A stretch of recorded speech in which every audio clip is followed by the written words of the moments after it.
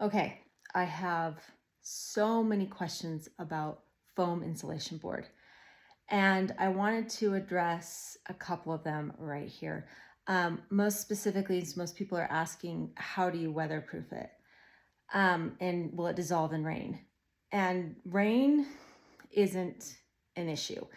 And I'll get to that. There's something bigger that is an issue. People have been using insulation foam board for Halloween crafts for years now. The first craft I ever made was probably 6 years ago. And I looked into it back at that point, and there wasn't a whole lot of information about it. And I just threw some acrylic paint on it, and it's been fine. Like, I have multiple of these all over my yard, and they're fine. They're not very big. But recently I started looking more into it, and I got a little nervous.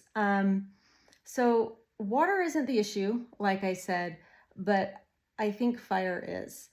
It is not fire proof. It is combustible. I think the issue I'm running into is that it's very large and it's attached to my home. And I started researching it more, and it kind of looks like what happens is when, if it does catch fire, it just melts up really quick, and then there's like blobs of flames, which is a little frightening. So I kind of had a mini meltdown last week going, I really didn't even think about it, because you're cutting this foam with a hot knife that's got to be 300, 400 degrees. And so in my mind, it's like, it's fine.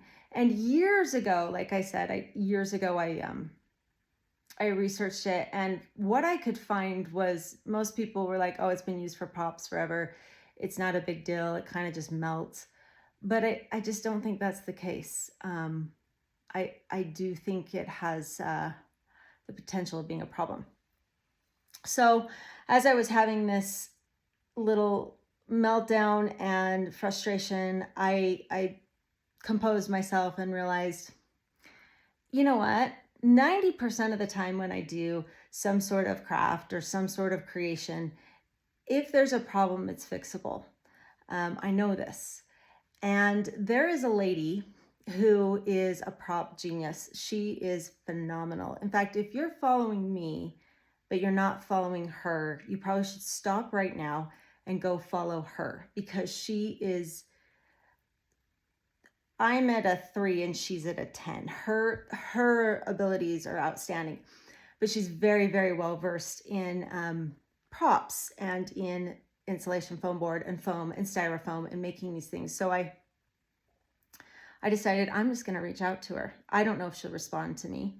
And I sent her a DM, and within minutes she replied, and her name is Kara Walker, Kara Walker Designs. She was on Making It. She's adorable, so kind. And she gave me her thoughts on the best hard coating.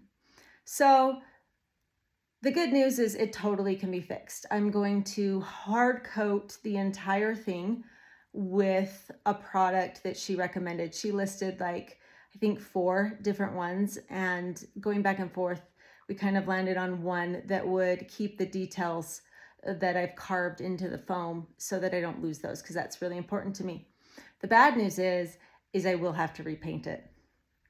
Good news is I still have a lot of paint left, and I actually really enjoy painting. It's therapeutic for me. So I'm going to start using a hard coat all over this giant facade that I've made. There's probably no way I can get it all done for this year, but I can start. I kind of think I know how I'm going to go about it, and I have kind of a plan, and then I'll just pick at it for the next year until it's completely done for next year.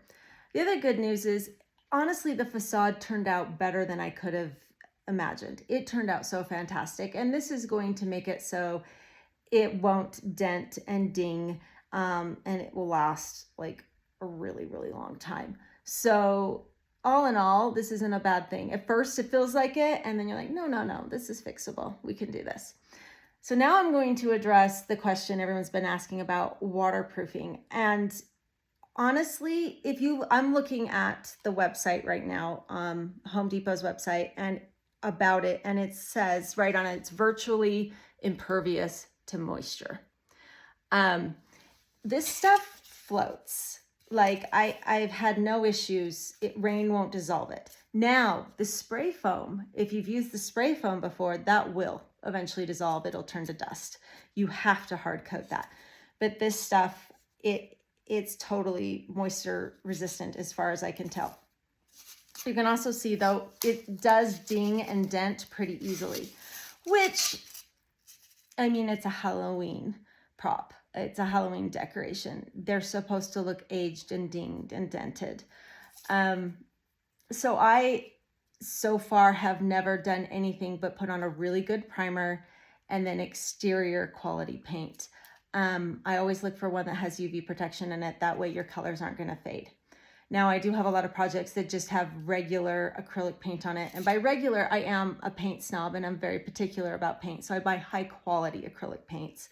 And again, I haven't had a huge issue with several of my projects. They retain their color really well.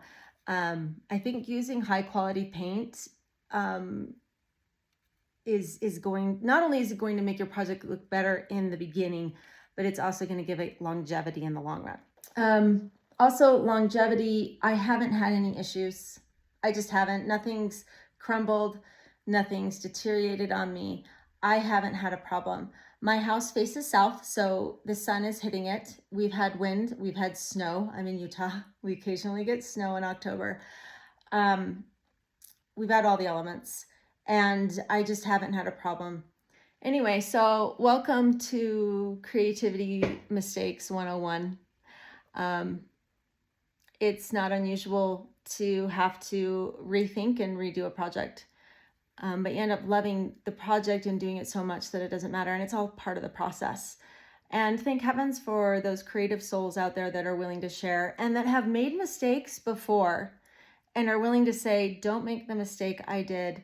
Even when I was talking or DMing Kara, she said, I've used so many hard coats and I've made mistakes with them so other people don't have to. And then she gave me the information on what she recommended. I can't even remember the name of the one she recommended. I have it on order. It hasn't gotten here yet. Once I get that, I'll add it in the caption because I can look it up. And I'll let you know how it goes as I start hard coding everything. I think the idea of doing it in stages over the next year is going to help it feel not so expensive because there will be a cost involved. And not so overwhelming. I do only use LED lights around it. I'm very cautious with my cabling that it's all covered and waterproofed where they connect with outlets and everything. But this, I think because it's on my house, I'm going to take an extra step and just get the thing hard coated. Yeah.